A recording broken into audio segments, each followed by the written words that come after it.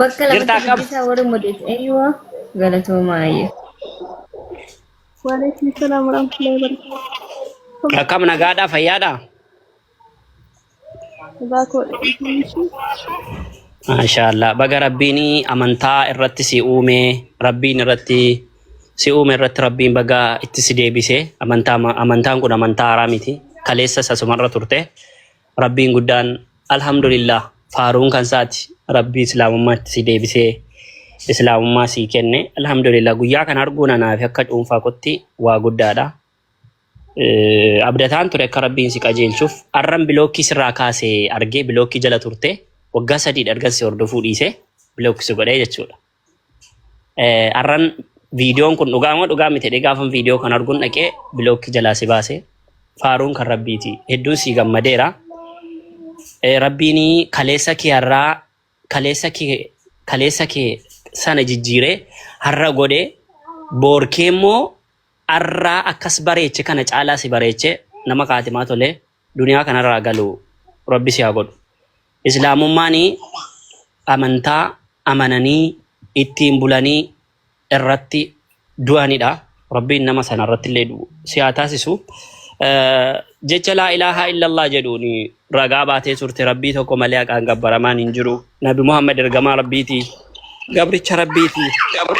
Akkasuma Nabi Isaan ergamaa rabbiiti gabricha rabbiiti itti ragaa baateetta.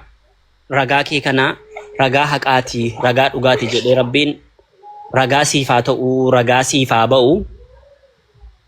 Wanta ragaa baate kana rabbiin illee ittiin si haa milkeessu. Kaatimaa kee illee rabbiin haa tolchu. Galgala kee galgala ofii toluudha. Islaamummaa irratti dhalatanii ittiin jiraatanii booddee baduunis hin jira waan ta'eef ati immoo irratti dhalattee maatiin irraatii si kaachisanii amma immoo maatiin irraa si kaachisan rabbiin ofitti si deebisee itti deebiteetta. Galgala kee rabbiin haa tolchu. Hunda caalaa jechi nama dubbadhu kun namoota biraaf fudhatamuu dhabuu danda'a. Faaruun itti si faarsinu caalaa baga rabbii islaamummaatti si fide ati nama jabduudha ati nama akkasiidha si jennu caalaa namoonni faallaa kee isa isaan si arrabsanitti gammaduu qabda. Wanti si gammachiisuu qabu arraba isaanii ta'uu qabu. Wanti si gammachiisuu qabu, wanti istiqaamaa si kennuu qabu, wanti gadi si dhaabuu qabu arraba obboloonni kee, obboloonni amantaa kiristaanummaa hordofan si arrabsan gadi si dhaabuu qaba. Arraba sana akka faaruutti fudhachuu qabda. Yeroo obbolaan kee warri muslimaa, warri amantaa islaamummaa hordofan baradhu jedhanii dhufanii si bira dhaabbatanii si barsiisan galatooma. Gaafa isaan si faarsan faaruu kanaan akka hin gowwoomne. Dantaan godhatiin faaruu isaanii. Watakka waan si fayyadu hin qabu faaruu isaanii. Maaliif na dhaggeeffadhu? Wanta kana waan isitti dubbadheef. Namoonni islaamummaan kan muslimootaa miti. Islaamummaati muslimoota ammate malee muslimootatti islaamummaa ammate miti. Islaamummaati muslimoota kana guutuu walitti qabee ammate sadarkaatti godhe. An akka dhuunfaa kootti wanti sirraa barbaadu arraan kanatti hunda keenya caalta sadarkaatiin. Sadarkaa addaa, sadarkaa ajaa'ibaa rabbi sii kenna. Sadarkichis namni tokko yeroo kufrii irraa gama islaamummaatti dhufu badiinni kaleessa dalage kulli irraa dhiqa rabbiin. Haqa namaa yoo ta'e malee haqa namaa abbaasaaf deebisu. Wanti sanaan ala yoo ati kadhatte kadhaan keessii owwaatama. Har'aan kana rabbiin siin qulqulleesse gama islaamummaatti si fide akka inni nuunillee ofiif nu qulqulleessee nu qopheessee karaa sana warra milkaa'ee duniyaa kanarraati galu nu taasisu du'aayii nu godhe asirratti biti keessaa. Ammas irra deebe wanti sitti himu warroota si faarsan dinqisiifadhu. Warroota si arrabsan dinqisiifadhu. Galateeffadhu. Kana jechuun deebii isaaniif kennii miti. Dur in yaadatta yoo ta'e yeroo komentii faan waa tokko namoonni naannaa arrabsan Ani komentii isaanii jala onneen naqee jala kaa'an. Onneen naqee jala kaa'an yeroo isaan na arrabsan. Maaliif isaan sin jaalladhu na jedhu ani garuu sin jaalladhan jedha. Warra si jaallatu nuti warra musliimoota obbolaa kee dirqama si jaallachuu waan qabnuuf si jaallannanis. Siifannee miti kan si jaallannu bar mataa keenyaaf lubbuu keenyaaf jenneeti. Si jaallannee waan nuti sirraa argannu hin qabnu. Rabbi irraa garuu yoo si jaallanne hin argannu. Warra Rabbiin jaallachuu dhabe kana akka isaan Rabbiin jaallataniif isaaniif akkatti nama jaallatanitti agarsiisuu qabdu. Arrabsamaa, tuffatamaa, sitti roorrifamaa. Aarsaa garaagaraa kaffalaa. Wanta kanarra itti gadi dhaabbattu inni tokkoffaan barnootadha.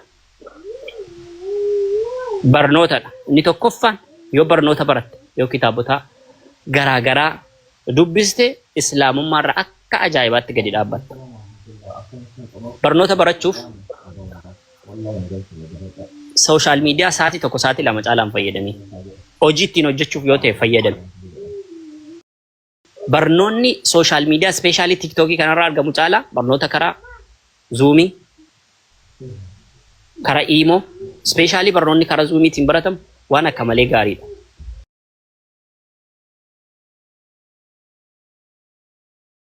Isa kana irratti gadi jabaadhu. Namoonni kana dura sin dubbisiin hedduus si dubbisuuf ta'a. Obbolowwan kiristaanaa waa hedduus itti hojjechuuf jiru. Karaa hedduutiin mokoramuuf jiraatta. Dhaggeeffadhaa waan isinitti himaa. Ani mataa kootiin jechuudha. Sababa daawaa kanaa namoota hedduutu shira hedduun irratti shiraa ture. Hatta falfalleen irratti dalagameera irratti. Wallaahi isa dhugaan sin jedha. Garuu milkaa'uu hin dandeenye. Waan kun akka inni milkoone kan taasise Rabbidha malee namiti. Ani dandeettii hin qabu. Imaanallee hin qabu. Haa takka hin jiru. Tarii gara laafummaa nan qabu. Tarii sanumaaf yoo ta'e malee waan kana Rabbiin irraa tiksee miti. Namoonni karaa hedduun sitti dhufu, karaa garaagaraan sitti dhufu namoota si dubbisee hin beekne, namoota kana dura argaa isaanii dhageettii isaanii hin beekneti bakka garaagaraarraa namoota jijjiboo, namoota biyyi qabdu, namoota amantiin qabdu, namoonni akkasii si dubbisanii wanni si jedhu tokko. Inni biraan yeroo ati laayivii irra teessu namootumti muslimaa yoo ati arraba jecha xiqqoo tokko dogongorte jechi xiqqoo kanaaf akkuma irra si faarsan kana gadi si galagashu. Akkuma irra si faarsan kana gadi si galagashu. Gaafa mana keessaa arrabsamu namni nama aarsa dhugaadha. Isa kana garuu naarii nati. Si galee? Fakkeenyaaf sellemteedhaatti kaleessa dhufte islaamummaatti kanaafas jechuu danda'u namoonni. Sellemtee maal beekti silayyuu? Sellemteedha. Hundi keenya sellemteedha. Abubakar fa'aa Umar fa'aa heddi keenya guutuun keenya sellemteedha. Dhaqee yoo lakkaa'ame Umar fa'aa eenyufaatti dhaqee gala waan ta'eef hundi keenya sanuma yoo kaan ilaalle karaa tokko. Yoo karaa biraa ilaalle immoo wanti sellemtee jedhamu iyyuu hin jiru. Sababiin isaa ilma namaa Rabbiin islaamummaa irratti uume waan ta'eef amantaa Rabbiin irratti si uume sanarraa maatiitti irraa si kaachise Rabbiin immoo amma itti si deebise.